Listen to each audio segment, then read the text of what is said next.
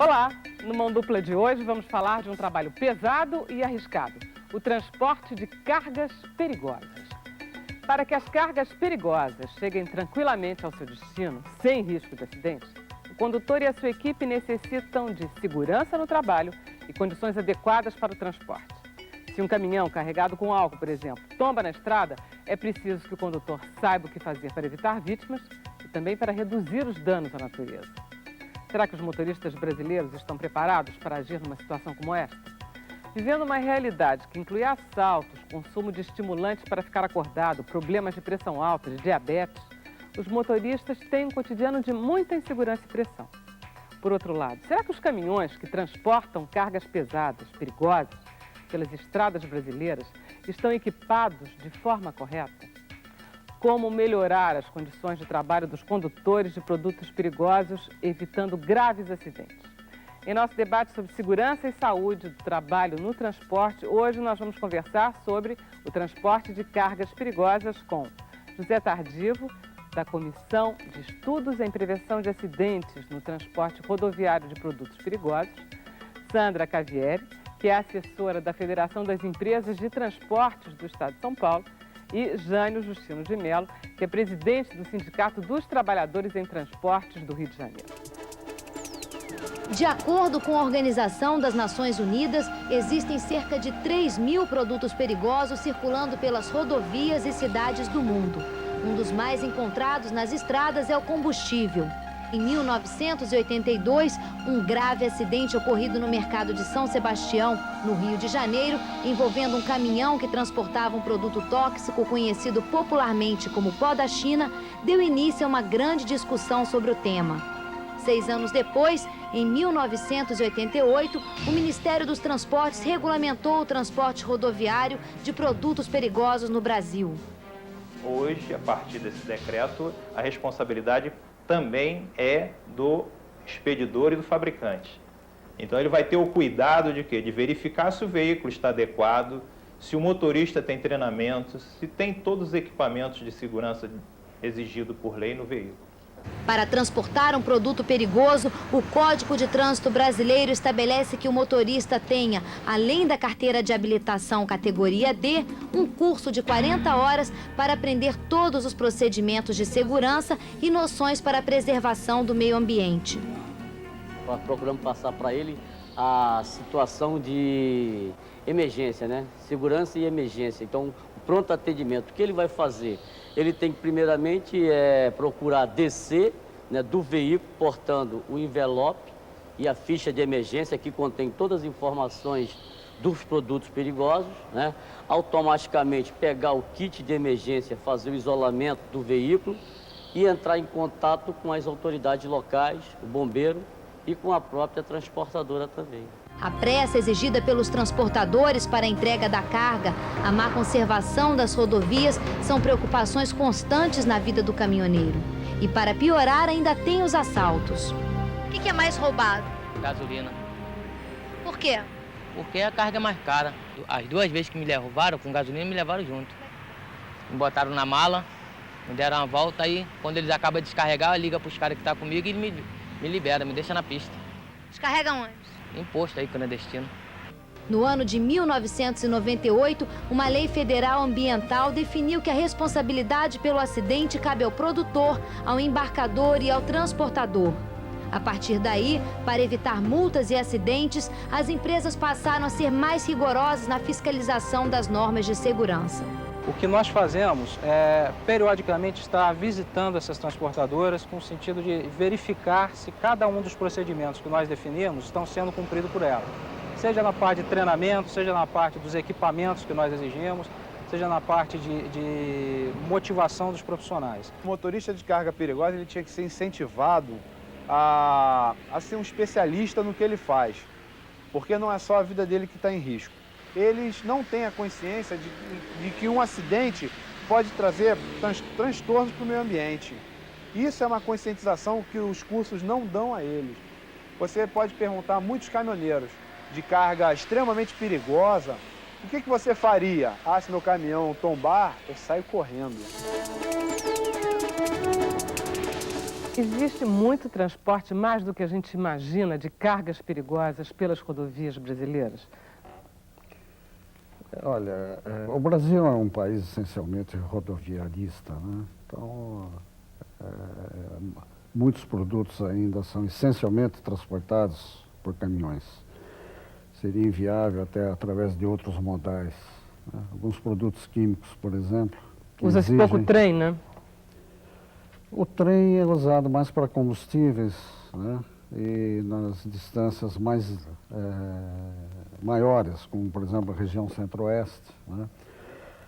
Está se fazendo alguma coisa agora de Camaçari para São Paulo, mas devido ao tempo de viagem, uma série de problemas, então o caminhão ainda é o mais usado, eu diria que 90% ou mais para o transporte geral de produtos perigosos. Né? Senhora Sandra, quais são os produtos transportados em geral? O que nós chamamos de cargas perigosas como produtos? Existe uma lista estabelecida pela ONU, que é a Organização das Nações Unidas, e que contempla hoje mais de 3.000 produtos que estão classificados em 9 classes de risco. Dependendo das características da substância, um explosivo, um inflamável, enfim. Então são vários os produtos. Os mais comuns em termos de Brasil, são os derivados de petróleo, como o seu Tardio colocou, alguns corrosivos, como ácidos, né, que são largamente usados nas indústrias químicas, e os produtos na linha doméstica, né, quem não tem 1 litro de álcool em casa. Né? E defensivos agrícolas, tudo também, isso também? Defensivos agrícolas, que são substâncias caracterizadas como tóxicas. Né? E quais são as rodovias mais utilizadas para esse transporte de carga? É o Brasil inteiro? Essas rodovias, né, principalmente hoje o Rio de Janeiro, que recebe, né, todo o nosso interior do nosso território nacional, que cruza o estado do Rio, a BR-101, a 116. Diga pelo nome das localidades. São essas rodovias que elas desembarcam dentro do estado do Rio de Janeiro, vindo de São Paulo pela Via Dutra, terminando a Via Dutra, pegando a Avenida Brasil, pegando a 101, que é em direção ao Espírito Santo, né, que é a BR-101, e por ali ligando Minas, Bahia, entendeu? E o interior do estado. Na verdade, o circuito é Camaçari Triunfo, né, que é onde estão localizados os grandes polos petroquímicos, com uma entrada em Cubatão, em São Paulo, que é outro polo petroquímico. Normalmente, as empresas, elas terceirizam esse serviço de transporte, ou seja, não são as próprias empresas que produzem, que transportam as suas cargas perigosas. Como é que isso é feito? No caso da distribuição de combustíveis, a coisa já passou por várias fases. Houve época em que a distribuidora tinha sua frota própria, passou-se depois a contratação, né, de terceiros. Então, há um mix, digamos assim, né? Parte é contratado, parte é frota própria. Isso a tendência hoje é só contratado. Isso não transforma esse transporte em mais perigoso do que ele poderia ser? Exatamente essa terceirização? Não, porque essas empresas hoje, elas passam por um critério de avaliação, elas são, digamos assim, devidamente avaliadas, né? E são empresas que, em geral, principalmente nos combustíveis e produtos químicos, a granel, são empresas especializadas, quer dizer, então elas cumprem com o regulamento do decreto vigente, com as portarias, com as normas. Então há todo um processo seletivo em cima disso. Existe uma legislação bem feita. A senhora considera que a legislação de fiscalização de exigências, em termos de segurança, é boa? Considero que a legislação é boa, ela só precisa ser aplicada, né, com mais eficácia, principalmente no que diz respeito à parte de fiscalização e em relação às autuações, porque essa legislação, só para vocês terem ideia, ela não penaliza só quem transporta, mas ela penaliza principalmente quem carrega o caminhão. Então, aquele veículo que não tem condições, ele não deveria estar circulando. E essa figura, né, dentro da legislação, é conhecida como expedidor da carga. Só que as autuações, até bem pouco tempo, não chegavam até o expedidor. O expedidor não é necessariamente a fábrica que produz, que carrega. Não diria só a fábrica, tá? O embarcador. Ele pode ser a indústria, pode ser em determinados momentos o distribuidor, enfim. Claro. Então ele também tem uma penalidade pelo fato de ser corresponsável pelo transporte inseguro, né? E isso até pouco tempo, por uma série de razões, não chegavam, essas autuações não atingiam essa figura do expedidor. Quer dizer, aí ficava uma situação simples para ele, né, Tadeu? E o motorista, o senhor acha que ele é bem formado? Ele tem consciência do peso da responsabilidade dele? Olha, o motorista, para atuar nessa área de carga perigosa, ele sofre uma preparação básica, não técnica, mas básica, que dá condições que ele saiba se proceder num provável acidente. Que é aquele curso do Conatran que a gente cargas viu perigosas, agora com a regulamentação nova, a crescer um pouco mais na questão também de se botar a questão da defesa do meio ambiente, da fauna e a flora, como também da legislação de trânsito por causa do Código Brasileiro de Trânsito. Então foi ampliado um pouco mais. Agora, há essa questão de que aquele profissional que é preparado, né, basicamente, não tecnicamente, porque senão ele seria um técnico e não um motorista de carga perigosa. Tá? Toda legislação ela precisa de um cumprimento para poder se atingir esse objetivo. A legislação atingiu o objetivo da questão do transportador, né, que recebe aquela carga ou que contrata. É específico, só vai fazer se estiver dentro das normas. Mas vem agora a questão trabalhista. Tá? Que não está regulamentada, aqueles trabalhadores que manuseiam, que operam aquele produto e que tem que ter um acompanhamento básico em condições físicas, mental e psicológicas para desenvolver aquela atividade. Eu gostaria só de pedir licença ao senhor que eu vou para o intervalo, porque eu quero ficar nesse assunto mais um tempinho. Então a gente faz um pequeno intervalo e nós voltamos em seguida.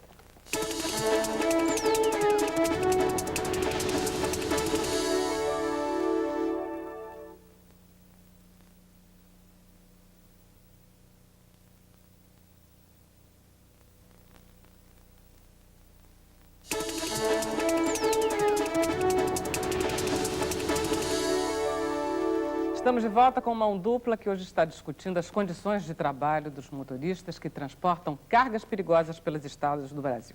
Nós estamos falando um pouco das condições de trabalho que o senhor Jânio estava levantando e o senhor gostaria de falar dos acidentes e das multas. Como a Sandra colocou, em 17 anos de legislação, né, porque o nosso primeiro decreto de 1983 já previa a multa simultânea pelas infrações, tanto para o transportador como para o embarcador, o expedidor da mercadoria. Por uma questão de mecanismo funcional, as multas só acabavam sendo concretizadas em cima do transportador. Através de um trabalho que nós fizemos, através do governo do Estado de São Paulo, Comissão de Estudos e Prevenção de Acidentes, nós conseguimos realmente ajustar esse mecanismo de multa para o embarcador. E desde o dia 1º de junho deste ano, o embarcador está sendo multado. Veja bem, o que isso contribui para o sistema. Enquanto o embarcador não recebia a multa, ele ficava numa situação, vamos dizer assim, não importa as atitudes que a empresa vai ter lá fora. Ele não era multado, a multa não chegava a ele. Então, ele era um fator de indisciplinamento do segmento. Porque o transporte de produtos perigosos no Brasil hoje está muito bem regulamentado. Ele está bastante legislado. Hoje nós temos uma legislação que se equipara às legislações europeias, norte-americanas.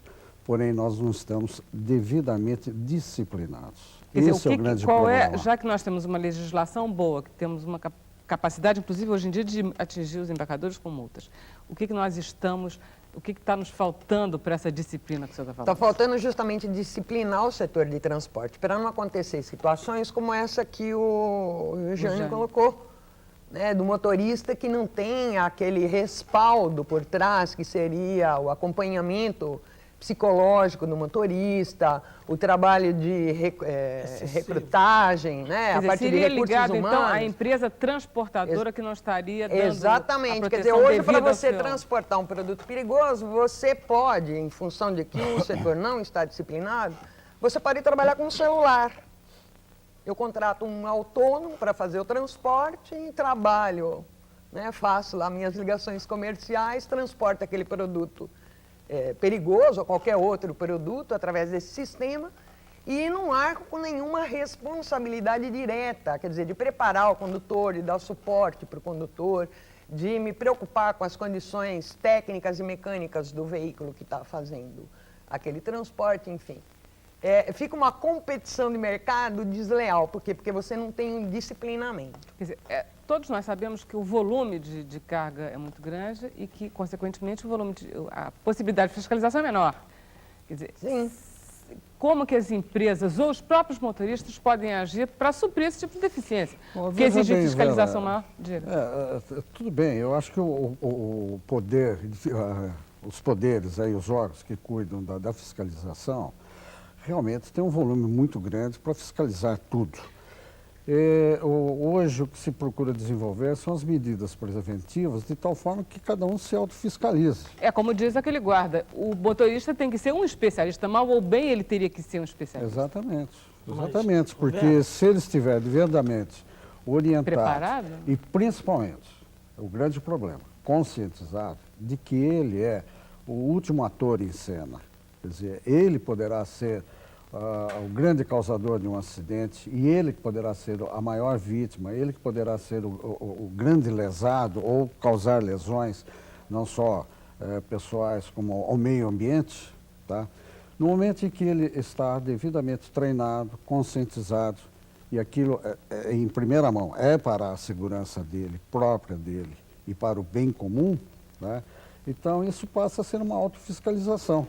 Porque sim, mas ele não pode ser também responsável por essa autoeducação, porque aí sim, sobrecarregar o por isso que nós falamos no disciplinamento da empresa, porque aí a própria transportadora, aliada a seus pares, é que estariam promovendo esse tipo de treinamento, enfim, de qualificação para o profissional.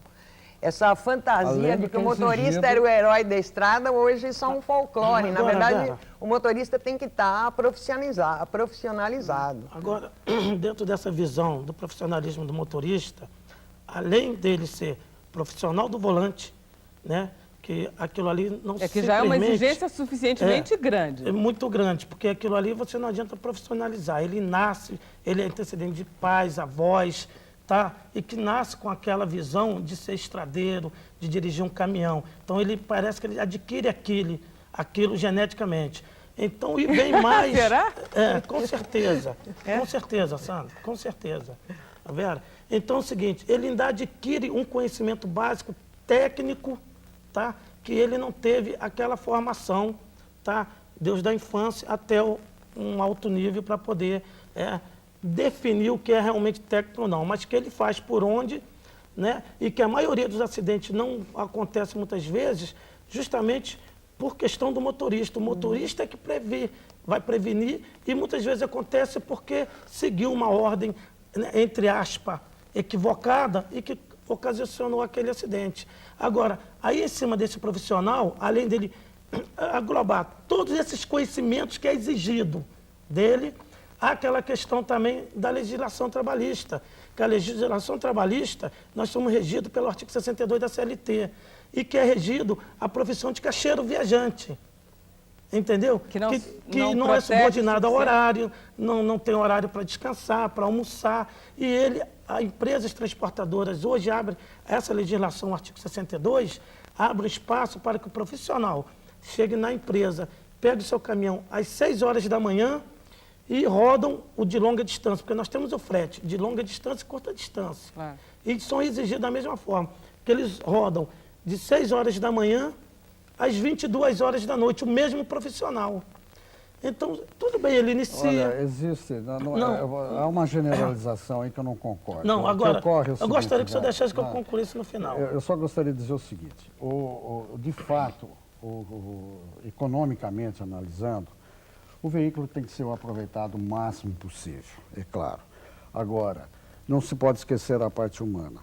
Então, o que ocorre? Deveria, e há empresas que já fazem esse tipo de troca de tripulação. Ou seja, ele dirige até um certo ponto, aí outro motorista assume e continua. O que eu acho que ele está dizendo é que nem todas as empresas têm esse tipo de comportamento ainda. Concluindo com o meu raciocínio, tá? Quando se trata da parte social daquele profissional, tá, que está exercendo a função dele de motorista, a função de carregador, descarregador e a função de conduzir aquele veículo que é no trânsito. Está obedecendo todas as normas. Quando ele diz que a questão social é uma e segurança é outra, um profissional que trabalha 14, 15, 16 horas diária, quando ele vem usar aquele conhecimento básico que ele tem, ele não vai usar da mesma forma que ele iniciou às 6 horas da manhã. Só para terminar esse bloco, deixa eu passar a palavra para a Sandra e a gente vai para o intervalo. O grande problema está na falta de disciplinamento do setor. Disciplinando o setor, o que que acontece? Para montar uma transportadora, você vai ter que seguir uma série de regras, e uma delas é essa, é dar esse suporte para a sua mão de obra, profissionalizar a sua mão de obra, e por outro lado, poder ser contratado, né, dentro de uma seleção, claro. Que hoje a seleção é feita só em cima de frete. Claro. A gente vai fazer mais um intervalo rapidinho, a gente volta logo a seguir, fique conosco.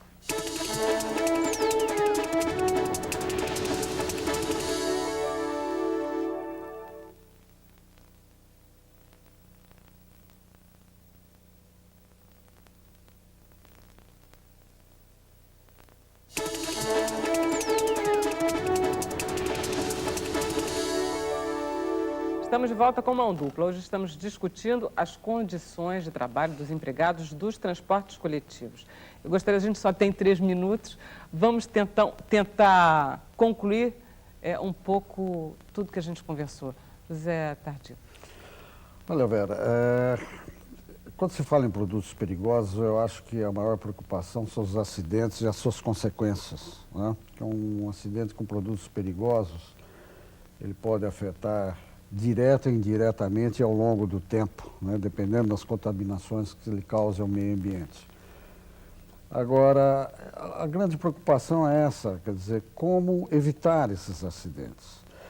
E o acidente ocorre não é só por causa de um fator único, quer dizer, uma atitude do motorista incorreta, qualquer coisa desse tipo. Há uma somatória de fatores. O motorista, muitas vezes, como o próprio Jânio já colocou, ele tem uma carga emocional, psicológica, que está afetando aquele comportamento dele. Então, na verdade, o que nós temos procurado buscar são essas raízes, o que está lá atrás, claro. Certo? Começar a eliminar essas questões que acabam contribuindo para esse conjunto de fatores. Tanto é que nas análises de acidentes que nós temos feito no grupo de análise de acidentes da Secretaria dos Transportes, nós nunca convocamos o motorista, porque se ele for, ele vai ficar lá numa condição de réu. Claro. E quando, na verdade, ele foi apenas o polo de polarização de uma série de falhas. A falha no embarcador, que muitas vezes não verificou devidamente esse caminhão e acabou carregando numa condição insegura. A falha do transportador, que não orientou, não deu devido treinamento ao motorista. As falhas das condições de estrada, qualquer coisa desse tipo. Quer dizer, são fatores, então, que nós temos que buscar lá atrás, juntos, corrigir e adotar medidas preventivas. Claro. A nossa preocupação deve ser com as medidas preventivas. Acontecido o acidente, paciência, temos que saber agir, quais são os procedimentos de emergência. Mas vamos tratar mais da prevenção, que é importante. Eu gostaria que você falasse também nessa linha da prevenção do acidente. Olha, dentro dessa linha justamente, porque quando for ter uma conscientização hoje da autoridade pública, que a parte técnica ela já está riquíssima em detalhe. Hoje é uma das melhores legislações mundiais.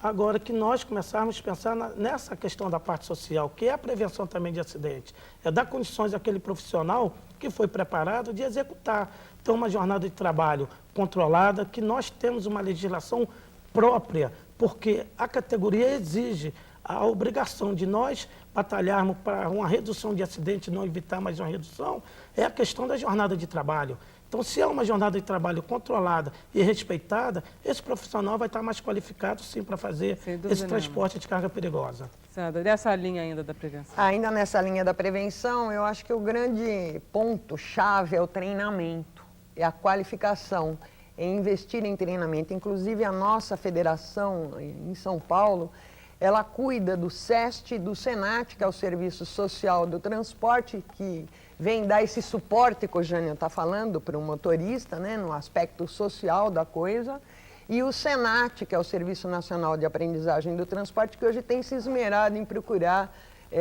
criar condições para desenvolver os programas, não só para os motoristas, mas também para todo o pessoal que está envolvido na parte operacional do transporte desses produtos. Bem lembrado. Bom, muito obrigada a todos. O Mão Dupla de hoje acaba, nós ficamos por aqui agradecendo a participação dos nossos convidados. Amanhã o programa Mão Dupla vai discutir a adequação do ambiente de trabalho às necessidades humanas, ou seja, ergonomia. Veja agora as principais questões que foram levantadas no debate de hoje. Bom dia para você. Fabricantes, expedidores e transportadores são responsáveis pelo produto durante o seu transporte. Quem transporta produtos perigosos deve se preocupar com a segurança das pessoas e a preservação do meio ambiente. Frete com preço reduzido pode significar pouco investimento em segurança e acabar trazendo prejuízos. A maior parte dos acidentes graves com cargas perigosas é provocada por fatores previsíveis, que, portanto, podem ser evitados.